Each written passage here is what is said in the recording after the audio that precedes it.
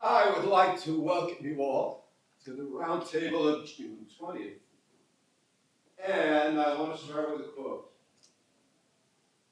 As ye sow, so shall ye reap. This is an atheist quoting from the Bible. You know it's going to be a strange read. What you give in this world, you will receive.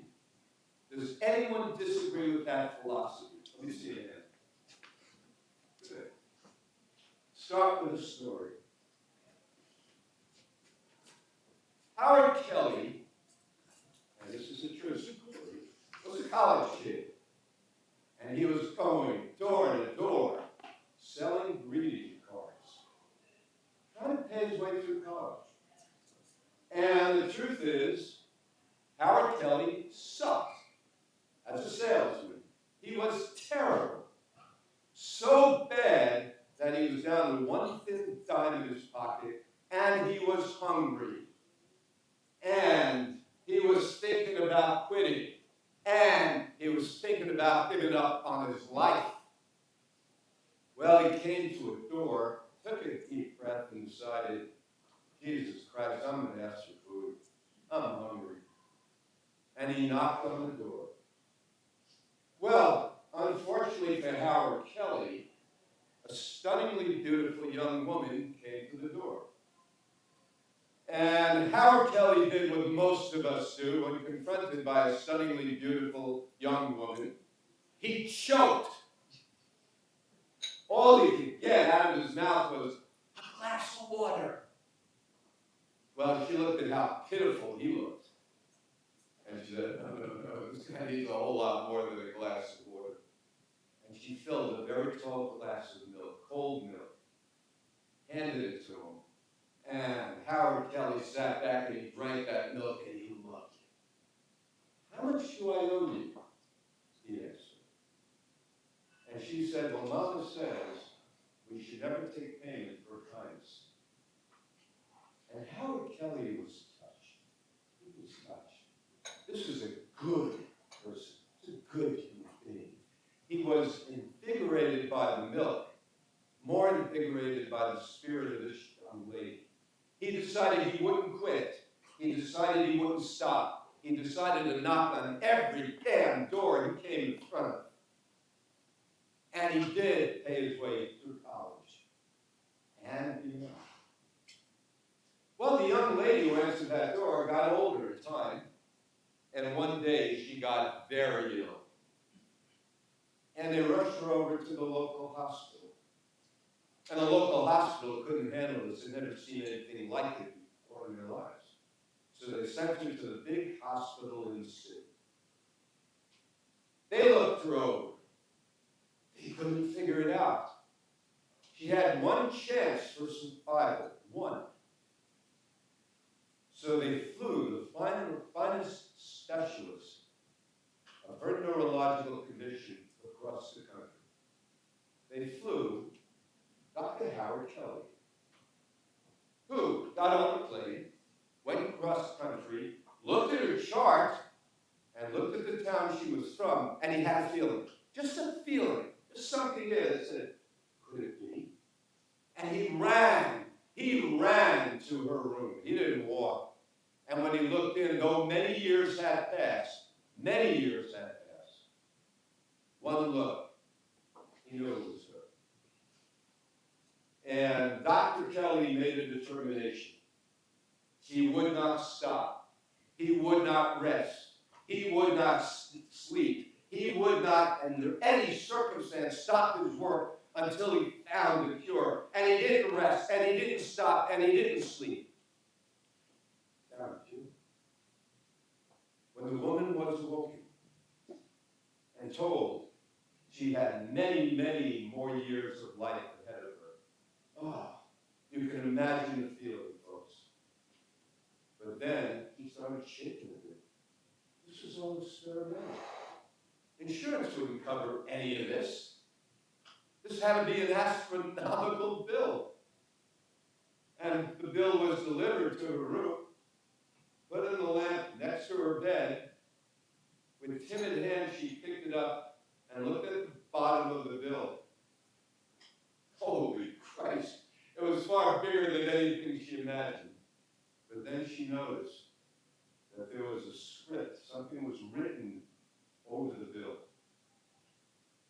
held it a little further from her face, and read the following words. Paid in full with one glass of milk, Dr. Howard Kelly. As ye sow, so shall ye reap. What you've given this world, you will receive. Don Capria, author, filmmaker, really extraordinary. The first time out of the box, the first time he ever attempted any successful venture in his life, he wrote a book called Columbo, The Unsolved Murder. It's the story of mob boss Joe Columbo, told in graphic detail, and it got everyone's imagination. It's funny about mob bosses, they do get everyone's imagination. He hit a home run right out of the box. Everyone loved this biography. So he goes into music videos and produces a music video called Eulogy. First time out of the box, he wins an award at the Queen's World Film Festival. So he goes into screenwriting and puts together a TV series called Abaddon, the first female demon, also known as every one of my ex-wives. COVID came along right at the time it was to launch and stopped it in its tracks. But it's being revved up again. This is a winner. Believe me. He wrote the screenplay to a winner. Next time out, he writes a slasher horror film called Anecdota in 2021. It's a post-apocalyptic horror story that really captured everyone's imagination. And he was awarded, he won the audience award at the Sinister Film Festival. Everything this guy touches turns to gold. It's remarkable. Latest project called Director's Cut. The story of a rock band producing their first music video who then disappear without a trace. They thought so highly of this movie that on Halloween 2024, they launched it from over 100 Regal Cinema theaters. It's a winner.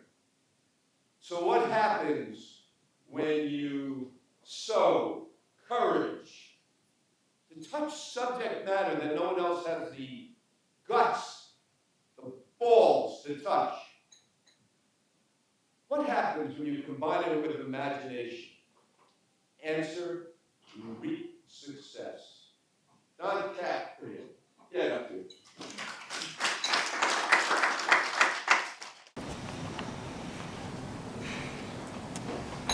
Thank you, Stephen. Thank you, everyone, for having me. Thank you for the kind words and also for starting us off with a story, which I do love. I think I've been a storyteller since my earliest days. I love writing, so that's kind of what got me here today. And I know that this has been sitting up on your screen for a little while.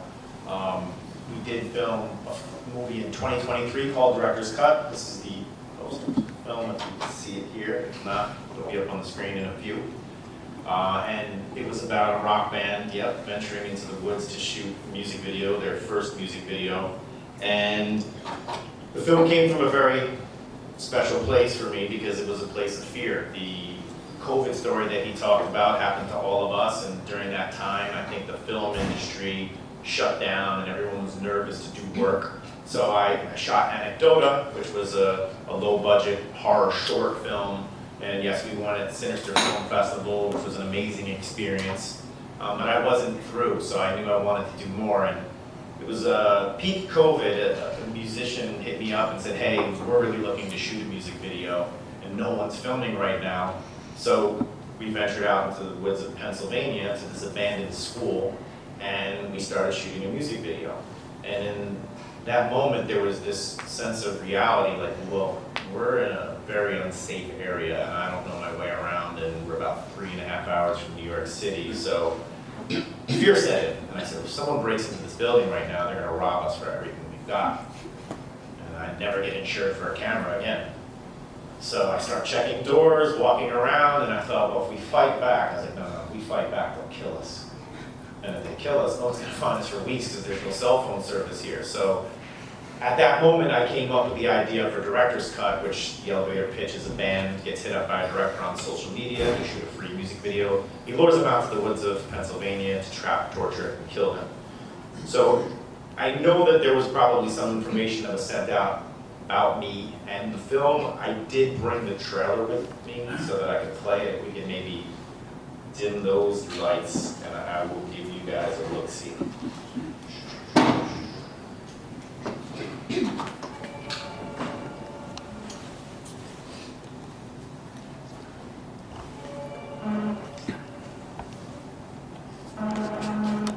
What's your name, guy?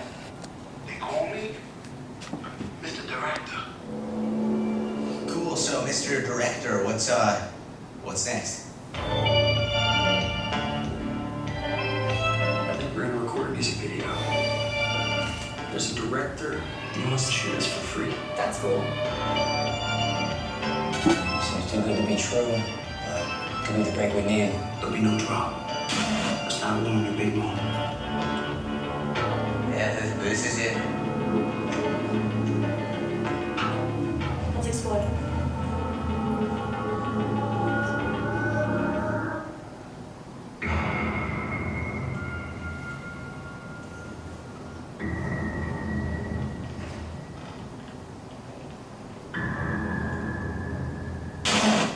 Maybe we should go back upstairs. Did you see that? You guys are so funny and also good looking. That was weird. Yeah, it was. So, why did you guys stop playing shows? None of us want to talk about that. I'm sorry. Did I say something I shouldn't have? What's going on? We're leaving. Let's go. You did the right thing. No one wants to die at the hand of some lunatic in the middle of nowhere.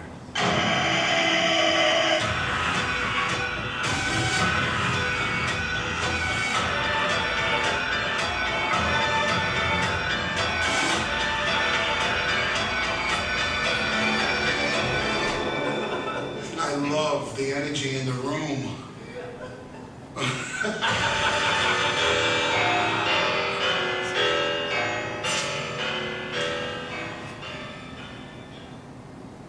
And that was the trailer. So, I guess we could, I don't know if you want to kick the lights back on. I'm sure that's going to be a bit of a challenge here, but hopefully you get to see some of the cool art that's on the slides here.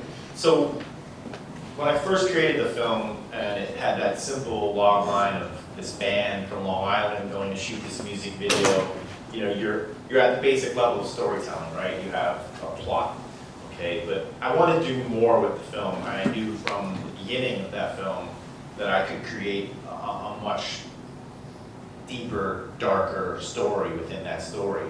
And in the first film, which I urge you to watch, there's mentioning of why this man is being killed. And there's this killer who nicknames himself Mr. Director, and his accomplice, and there's a bit of a cabal. He's actually making a snuff film for this group of individuals for the purposes of putting it on the dark web. So when I started creating Mr. Director's character, I thought, well, this isn't the only people that he killed, and this isn't the only people that this cabal is killing. So I started diving deeper into this universe, which, if you're wondering, why is it called the Cutiverse? So the Cutiverse is basically the universe of Director's Cut. And as I used the play on words, cut and Director's Cut for the film, I decided, well, if you're going to make sequels, then the sequel should also use the word cut. So within the Cutiverse, we have Producer's Cut, which is the sequel to the first film. You have the Final Cut, which ends a trilogy with the main characters of the first film. You have the Rough Cut, which is an origin story about Mr. Director and how he started working for this elite group.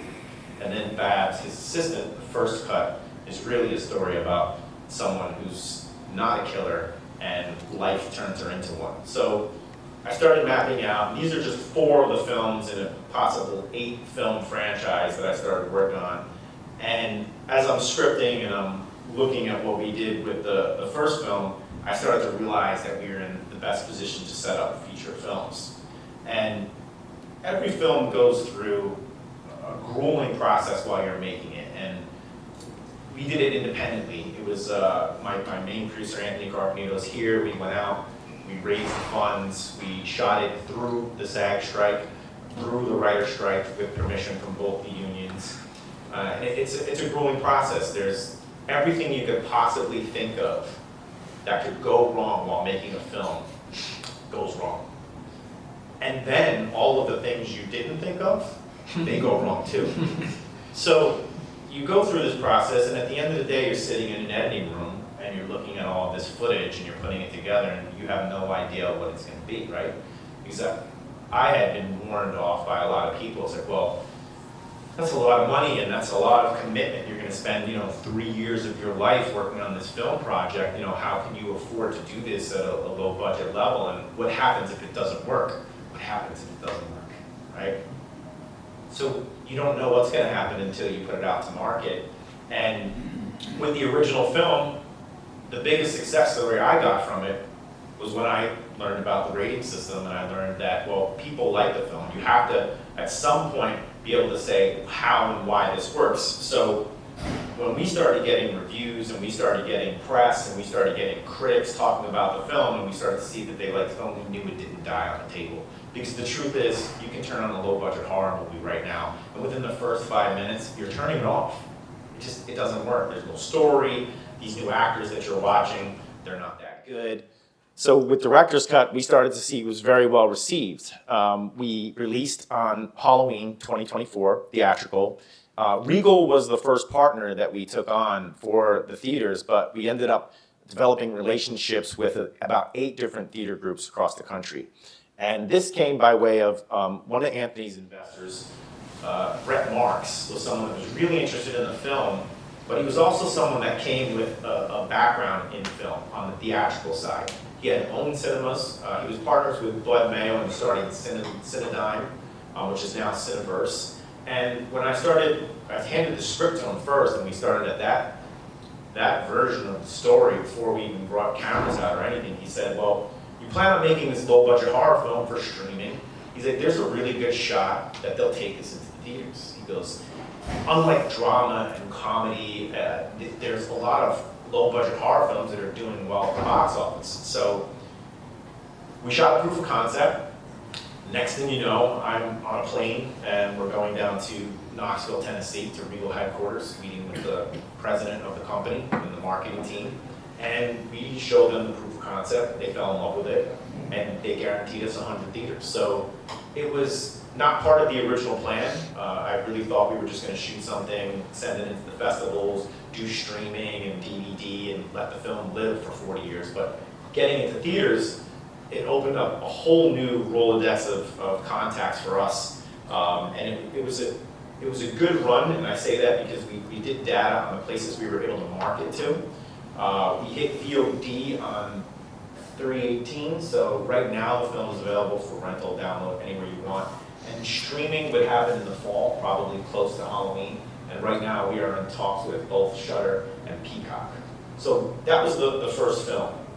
And what I wanted to get into talking about the rating system was something that I needed to solve. It was a puzzle because I was a filmmaker, I was a writer, right? And then I played the role of a director and a producer. But once the product was done, it was in my hands, we also began to play the role of marketing this film. And that for me was like the most intense college crash course that I could have ever taken in my life. I spent a year working on this project, learning and attacking everything that I possibly could. We did almost everything in-house because it was an independent feature. We couldn't afford to go hire a large marketing team to come on board and work the film. So as we're marketing the film, especially prepping for the theater release, I started to notice, well, we have 100 theaters, but we don't have budget. to get it out to these 100 theaters, right? We needed the P&A money, and if you're not familiar with that term, P&A, it's an old term, it stands for print and advertising, but it's really just the marketing budget that you spend on a film, and that could go towards everything from posters to emails through the theater system and magazines, just a way to reach people with your money. And we didn't raise a lot of that. I think we spent a lot of money on the film, and we really didn't think that we would need that secondary bank account to help fund it. So what we did see was we saw the film up against some other films, and I started to notice, and I started to say, why? Now, for instance, Exorcist Believer is a franchise film. Critics rated it at 22%. The audiences rated it at 57%. This is not favorable, but what is on a $30 million budget, Jason Blum returned $136 million at the box office. How is this possible if the movie is a hot pile of garbage? Now, The Bye Bye Man, which didn't come from a franchise, this was a 19% critic score and a 23% audience score, but on a $7 million budget, they made $30 million at the box office. Now, Director's Cut is a 67% critical score and a 94% audience score. But on the $500,000 budget, we only made $55,000 at the box office. If you're scratching your head, just know that I had a full head of hair before we started the movie. And I scratched it all out. I couldn't figure this out. What did we do wrong? Well, I come from a music background. I was a musician in my earlier days in a punk hardcore band. And I think it was about my second or third tour. I'd come home and I was just like, this is not for me. And I started thinking I wanted to be in artist management. And as I got into artist management, I worked every system. I worked all the independent labels. Am I good? Is it still? Here, move here. No. So I started working with bands, mostly in artist development. And that meant taking bands at the lowest level, recording their music, introducing them to publishers, introducing them to record labels. And I noticed something after a few years in the business, which is that the talent, the musical part of it, doesn't really matter. It was really about the marketing. I'd have someone come and they would play me the coolest demo and the coolest music video, and I just know I can't touch that because how do you get it to market? There's just so much noise in what's going on. And you really got to get the labels to back you. They kind of back as the banking system that makes everything happen. And I just said to myself one day, well, why didn't I think that this wasn't going to be the same problem in the film business, right? So the studios, they're using enormous amounts of money to market films.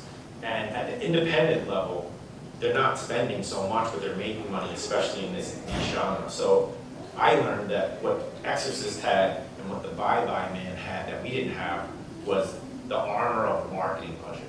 The ability to pay for trailering, which AMC and Regal charges you for. If you want to do a lobby takeover, that's money. You want to send a message to their phones that it's coming out on Friday, that's money. You want to get Fangoria's email list, that's money. You want to get posters made up and sent, and if you do good on the weekend and you need to send another 300 posters out on Monday morning, you better be working with P3, because they're going to send them out Monday morning and it's get there immediately. You have to pay for all that shipping. To deliver a film, $75, and it's digital. So I started learning all of this, and I started saying to myself, okay, well that's the next mountain to climb. It's not about writing a good story again. It's not about coming up with a really cool poster again. The next step for me is to learn everything I need to learn about marketing. So I told you about the franchise of films, and now to explain to you why horror films hit different, I just wanted to give you a little summary on that. The main reason is low-budget filmmaking. When you go to watch a horror film, you're not expecting to see Brad Pitt, you're not expecting to see Jennifer Aniston, although she was in a horror film first. You're looking for the young kids are looking to see some new talent. They want to see the next person that's going to break, right? Like Johnny Depp, Nightmare on Elm Street, right? Kevin Bacon, Friday the 13th, I mentioned Jennifer Aniston, Leprechaun. Did you guys know that? She started on Leprechaun. So they're looking for new talent, and they're also, I think it was a film course I took a long time ago. The guy was like, you really want to make a cheap movie, put 5 kids in an abandoned house, that's your set, right? And then only one of them gets out. That's cheap right there. So you really focus on guerrilla filmmaking, and horror films do that. Matter of fact, even with director's cut, that was kept in mind. We shot in an abandoned mansion for about 15 days, and we just stayed in that mansion. It was showing up to work at the office. High profit margins. So horror films have one of the greatest ratio of budget to profit margin. And of course, there's a few films that did it over the top. Blair Witch Project, one of them, Paranormal Activity. But I did want to put up the most recent box office monster, which was Terrifier. Has anyone heard of Terrifier in the room? No. So it's a great Cinderella story because it's a filmmaker who wanted to keep ownership of this whole film after multiple studios reached out to buy it. The first film, Terrifier, made $350,000. That was after he did 2 short films and then did the feature. The second film, Terrifier, made $15 million at the box office. And then last year, Damien Leone made $90 million at the box office on a film that he owns and shot for a couple $1 million. So the profit margin, $2 million to $90 million, you guys know math, it's pretty good. The fan base. I come from a punk rock hardcore community. And when I started to go to horror conventions and film festivals, especially in the genre of horror, I noticed that it was almost like a sister to the community that I grew up in. It's a very dedicated, loyal community of people. And right now, as we sit in this room, someone is planning this weekend a HorrorCon in whatever state in the country you want to name. And then there is a film festival dedicated only to horror films happening all year round, all over this country. People are dedicating themselves to these festivals and these conventions. So there's a continuous talk and there's a continuous exercise you can be going through. Actors. I knew an actor that was in an Oscar-winning movie, The Accused, Jodie Foster, right? But he was also in Halloween 2. He says, I get more calls today, 40 years later, to go to conventions for playing Buddy in Halloween 2, and I've never really done one for The Accused. It's just such a cool fan community, and the word of mouth that happens in that community is also really amazing. Global reach. It's really important to understand that not only is Hollywood's one of our number one exports for sending films all over the world, horror is one of the number one genres. So yes, we know about Marvel going to Australia and China and everywhere, but horror is another one because of the emotion that is attached to horror films. You don't need translation when you see a guy running in an alleyway with a machete chasing a girl, right?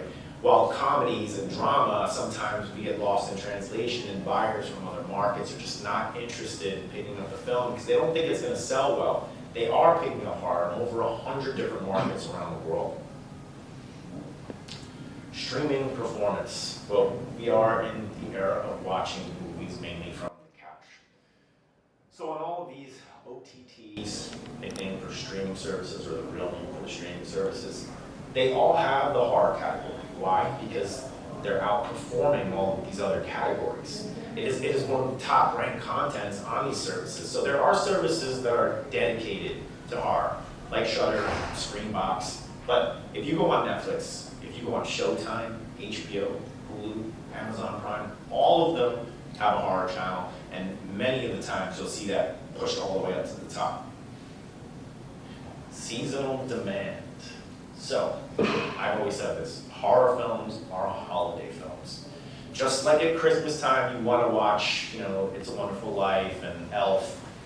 Horror films around Halloween have a demand. So when you make a movie and you have this movie for life, like we do with Director's Cut, after year 3, how do you get to introduce the conversation again to get it picked up by another streamer after your licensing deal runs out? Well, simple. Around Halloween, which starts about 6 months earlier, they're looking to position themselves with as many horror films as possible because they know that if they have a good library of horror films, that's going to get them a subscriber. So the seasonal demand for these films is something that you don't see with any other film unless it is an actual Thanksgiving or holiday film.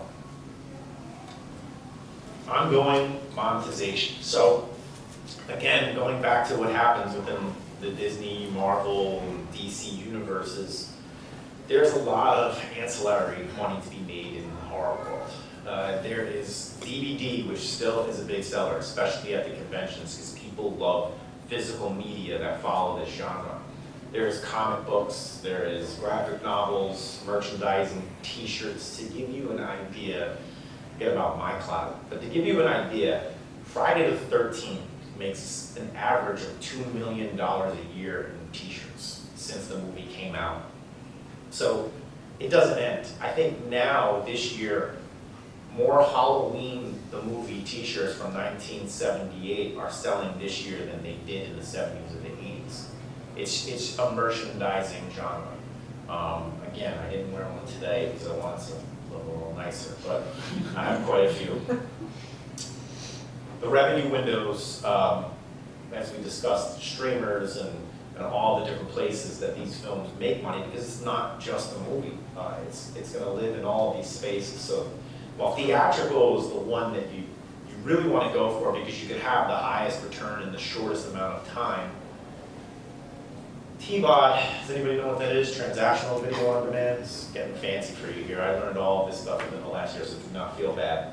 That is when you rent or you purchase a film, and you can do that everywhere from Dish Network to Apple TV.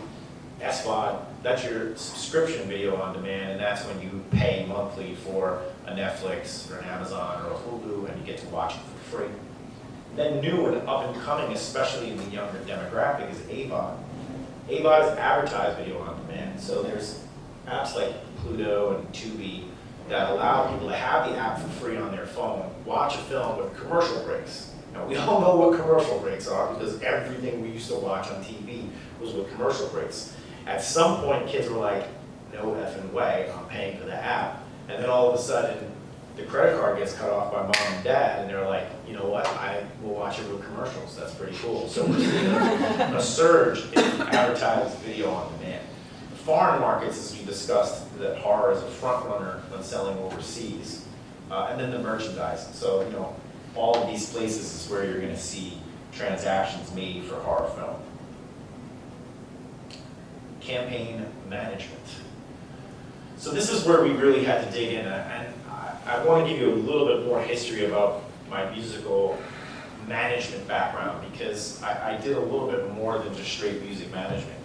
I shifted from punk rock, hardcore, and metal, because I was making so much money managing those bands. I shifted into Disney pop. I was actually managing young kids doing dance songs, and I was on the major label system at this point. This was around 2013, 2014.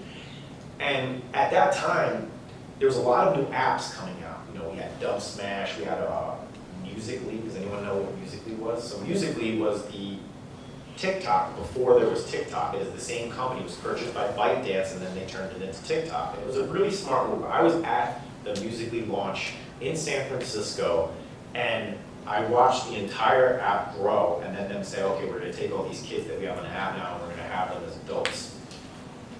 So when we started learning about these apps, and we were invited to all these parties, and we started talking to them about how they were working, talking to them about algorithm, we started to learn how to sell music on the apps. And we started campaigning. And when I had artists on Republic Records, you know, we're up against Ariana Grande and Drake and Jessie J and all these big artists, and I have all these small young artists, and it's just like so much noise. How do you get them to pay attention? So we started taking some of the advance money on our own, and we started working with social media influencers, working with these apps, and we started selling records. Matter of fact, in 2015, I sold 1 million records in the United States without terrestrial radio. So I got to work my first US platinum plaque for one of my artists, and then we took it worldwide. Why? Because social media influencers are in every country. So we started working on Dub Smash, and we started working on Vine, we started working on Musical.ly, we started working on YouTube, Facebook, Instagram wasn't really big then, but we did work on it a little bit. And we started figuring out how to sell things through influencers. And when I started working on Director's Cut, and I knew that I wanted to put this film out, I also knew without fear that if we needed to get into the marketing side of it, that I could take some of the skills that I learned in the music business and apply them into marketing this film. Why? Because the horror community has a massive influencer community.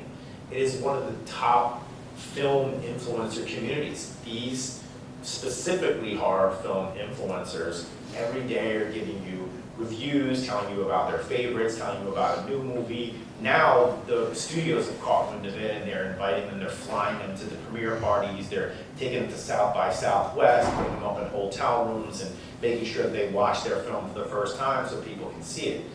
So we dove into the influencer community with a little bit amount of money, but with a lot of passion. And we reached out directly. We got in touch with them. We went face to face and met with the top influencers. And we got them all to not only speak about the film, but embrace and create a relationship.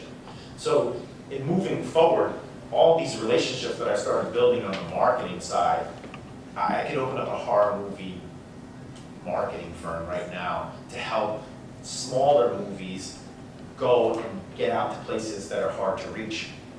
Then on the press side, we worked with 2 different publicists. These people had one for the film, one was working the actors, and we really broke boundaries that were very difficult. And I knew this even from short films that I was making, and we landed in everything from Variety to Bloody Disgusting, which is actually a top tier horror media source. And then Fangoria, Daily News, Dread Central was actually a sponsor for the film. We developed relationships with editors at all of these different places.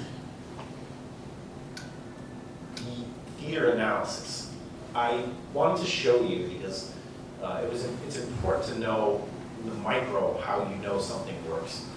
So when we came out on October 31st, we didn't have the ability to market to the 100 theaters.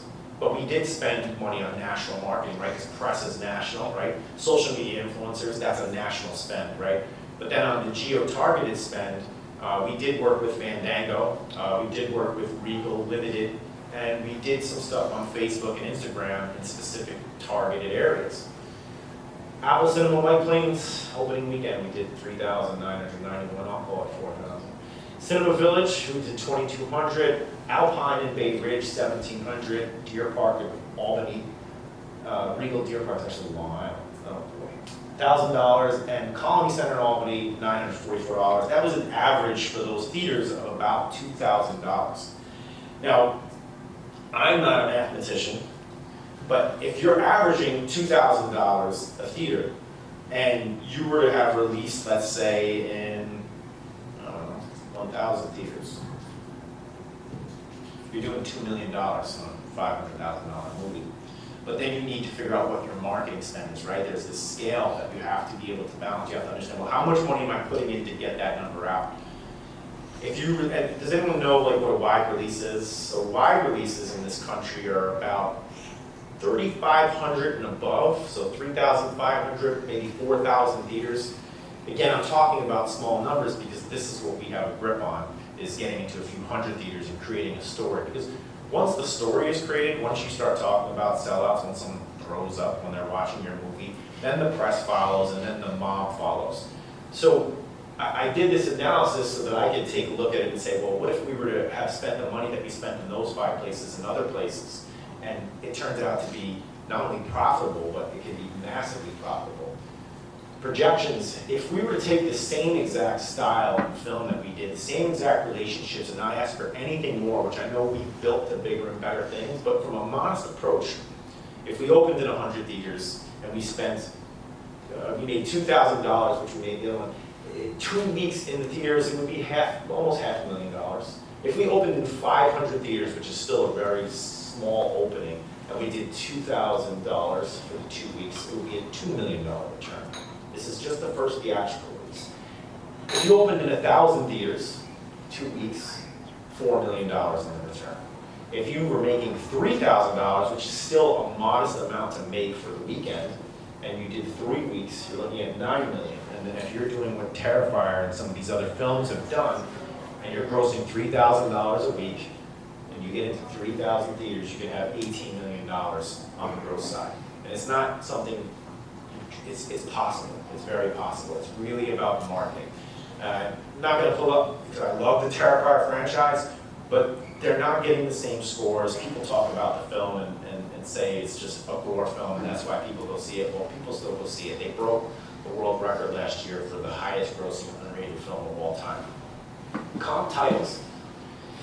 This is important, and I chose these films with reason, because I could have put Smile up there, which did about $140 million. I could have put Barbarian up there and other films, but those films were operating on almost $5 million and above in P&A money.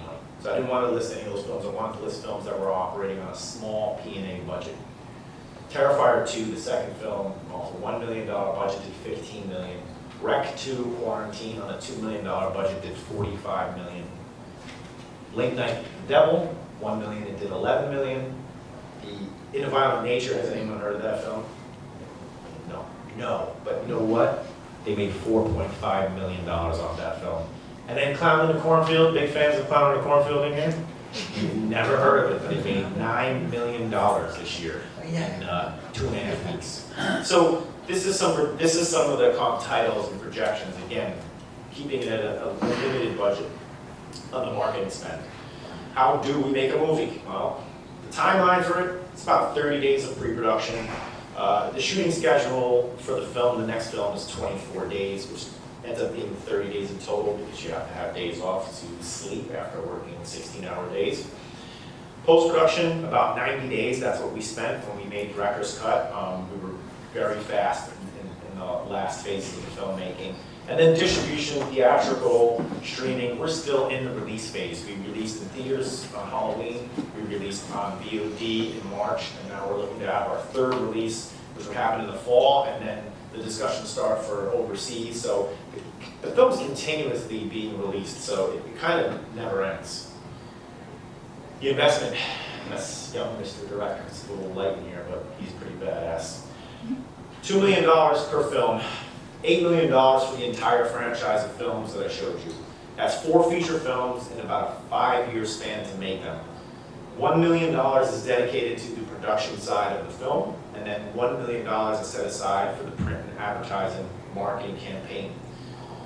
There is a 50% net profit share that goes to the investors after the film recoups. The original investment that is made to the film, there's a 15% return on that original investment. So the film stays in the red until 150% of the investment is recouped. And we would be shooting in New York and New Jersey. And the current base tax credit is 30% in both of those states. But beyond the base tax credit, there is a plethora of other plugins that you can have from music to post-production to studios that will actually advance you beyond 30% contact. I can send this deck to everyone. I hope you enjoyed my horror presentation. I'm very grateful for Stephen for allowing me to come here. It's been an amazing 3 years, start to finish, in making this film, and I just completed the script to producer's cut so that we can get moving on that. And the train moves. We moved pretty quickly on independent financing, and we hope to do the same with that. Now that the network of people that I've met in this especially the last 365 days, even after the film came out, has been tremendous. And we really want to now maximize that Rolodex, those connections, those influencers, those people at the music publishing houses, the independent deals that we got in post-production houses to create a professional film. And I do urge all of you to check out the film. You don't have to close your eyes until you get to about an hour in, because I'm a bit of a slow burn writer for this first film. So I hope you enjoy the film when you see it, and I hope you enjoyed the presentation.